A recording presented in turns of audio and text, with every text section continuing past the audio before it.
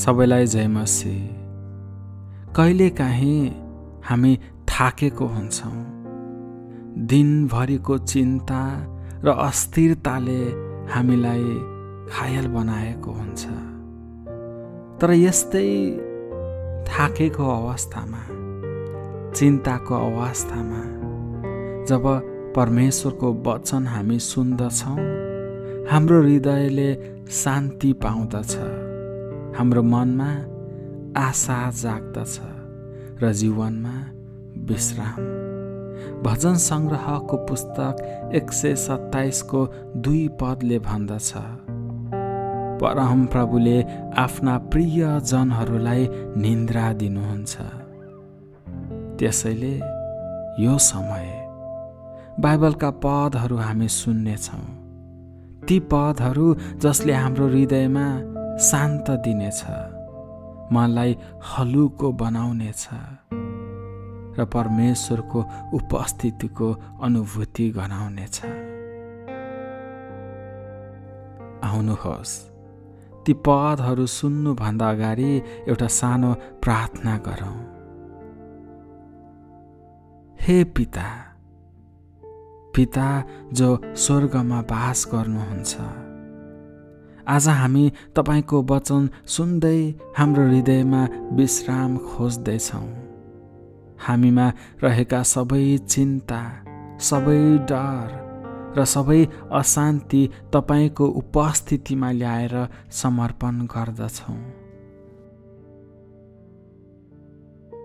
हाम्रो हृदयलाई शान्त पार्नुहोस्, हाम्रो मनलाई स्थिर पार्नुहोस् र तपाईको शान्तिले हामीलाई घेरिराखोस्। हाम्रो निन्द्रा तपाईमा सुरक्षित होस् र हामी मस्त निदाउन सकौँ र भोलि फेरि उठेर तपाईको अनुग्रहले नयाँ दिन सुरु होस्। हामीलाई माया गर्ने येशू ख्रीष्टको नाममा, आमेन। अब बाइबल धर्मशास्त्रका यी पदहरू सुन्नुहोस्, यी पदहरू जसले हाम्रो हृदयमा शान्ति ल्याउनेछन्, सान्त्वना दिनेछन्।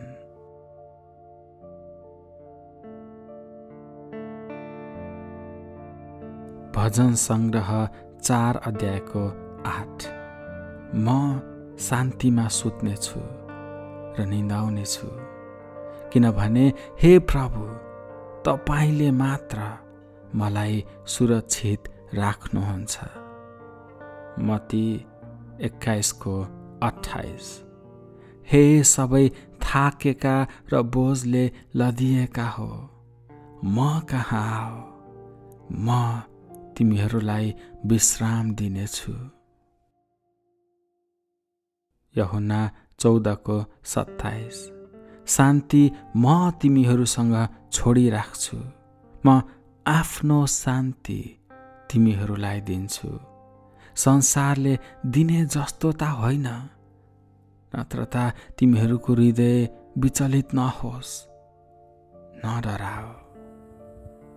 भजन संग्रहको पुस्तक 23 अध्यायको 1 र 2। परम प्रभु मेरो गोठालो हुनुहुन्छ, मलाई केही कुराको खाँचो छैन। उहाँले मलाई हरियो चौरमा चढाउनुहुन्छ र शान्त पानीको किनारमा लैजानुहुन्छ। फिलिप्पी 4 को 6 र 7।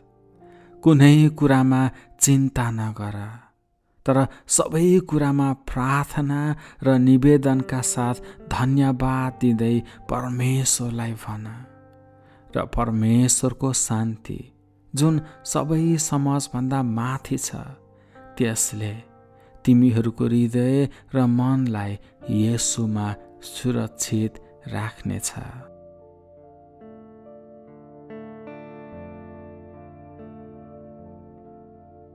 भजन संग्रह 91 को 1 र 2। जो सर्वशक्तिमानको छत्र छाया मुनि बास गर्दछ, त्यो मानिस धन्यको हो। परम प्रभुको बारेमा म भन्दछु, उहाँ मेरो शरणस्थान र मेरो किल्ला हुनुहुन्छ, मेरो परमेश्वर जसमाथि म भरोसा राख्दछु। यशायाको पुस्तक 41 अध्यायको 10। नडरा, किनकि म तँसित छु। निरुत्साहित नहो, किनकि म तेरा परमेश्वर हुँ। म तँलाई बलियो पार्नेछु, म तँलाई सहायता गर्नेछु। म मेरो आफ्नै धार्मिकताको दाहिने हातले तँलाई सम्हाल्नेछु। यशाया 53 अध्यायको 5। हामीमा शान्ति ल्याउने दण्ड उसमाथि पर्यो र उसको कुर्राको चोटले हामी निको भयौं। गन्ती 6 अध्यायको 24 देखि 26। परम प्रभुले तिमीहरूलाई आशिष देऊन् र तिमीहरूलाई रक्षा गरून्। परम प्रभुले आफ्नो अनुहार तिमीहरूमाथि प्रकाश पारुन् र तिमीहरूलाई शान्ति मिलोस्। भजन संग्रह 34 को 4। मैले परम प्रभुलाई खोजेँ र उहाँले मलाई जवाफ दिनुभयो। मलाई मेरा सबै डरहरूबाट छुटकारा दिनुभयो।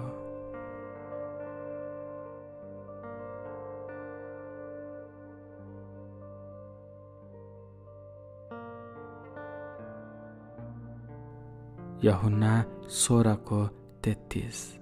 संसारमा तिमीहरूलाई कष्ट छ, तर ढुक्क हौ, मैले संसारलाई जितेको छु।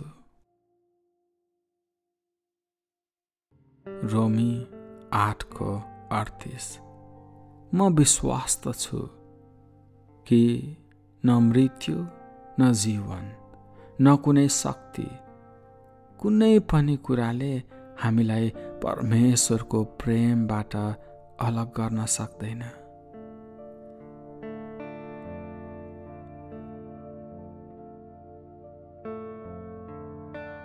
भजन संग्रह 46 को 1 र 2।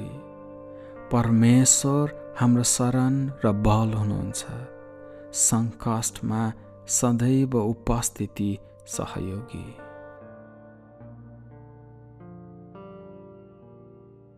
भजन संग्रह 37 को 7।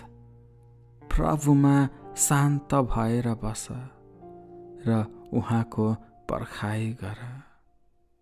भजन संग्रह 116 को 7। मेरो आत्मा, तिमी विश्राममा फर्क, किनभने प्रभुले तिमीलाई भलाइ गर्नु भएको छ। यशाया 55 को 12। तिमीहरू आनन्दका साथ बाहिर निस्कनेछौ र शान्तिका साथ मार्गदर्शन पाउनेछौ। उपदेशक 3 को 24। जब तिमी सुत्नेछौ, डर तिमीबाट भाग्नेछ। जब तिमी निदाउनेछौ, तिम्रो निन्द्रा मिठो हुनेछ। भजन संग्रह 29 को 11। प्रभुले आफ्ना जनहरूलाई बल दिनुहुनेछ। प्रभुले आफ्ना जनहरूलाई शान्ति दिनुहुनेछ। दोस्रो थेसलोनिकी 3 को 16। अब शान्तिको प्रभु स्वयं तिमीहरूलाई सधैँ र सबै तरिकाले शान्ति दिनुहुनेछ।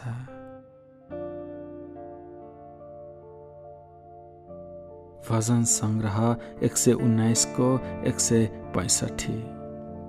तपाईको व्यवस्थासँग प्रेम गर्नेहरूलाई ठुलो शान्ति हुनेछ र तिनीहरूले ठेस खाने कुनै कारण रहँदैन।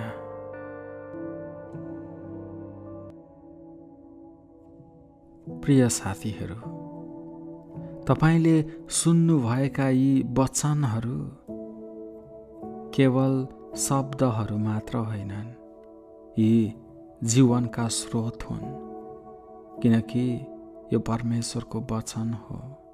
यी वचनहरू परमेश्वरको शान्ति, प्रेम र उपस्थितिको गहिरो प्रतिज्ञाहरू पनि हुन्। जब तपाईँ निन्द्रामा जानुहुन्छ, यी वचनहरूले तपाईँको मनमा घुमिरहेर एउटा छुट्टै शान्ति देओस्, मनमा आनन्द देओस् र परमेश्वरको उपस्थिति होस्। संसार बदलिरहन्छ, तर उहाँको वचन स्थिर छ। हामी थाक्छौँ, तर परमेश्वरको अनुग्रह कहिल्यै थाक्दैन। हामी डराउँछौँ, तर परमेश्वरको प्रेम हाम्रो डरभन्दा माथि छ। उहाँको प्रेम हाम्रो वरिपरि छ। उहाँको उपस्थिति हामीसँग सधैँ छ, सान्त्वना दिनलाई। त्यसैले आज रात तपाईको हृदयमा यी शब्दहरू बस्न दिनुहोस्। फिलिप्पी 4:7 भने झैं, परमप्रभुको शान्ति जुन सबै समझभन्दा माथि छ, त्यसले तपाईको हृदय र मनलाई येशू ख्रीष्टमा सुरक्षित राखोस्। आमेन।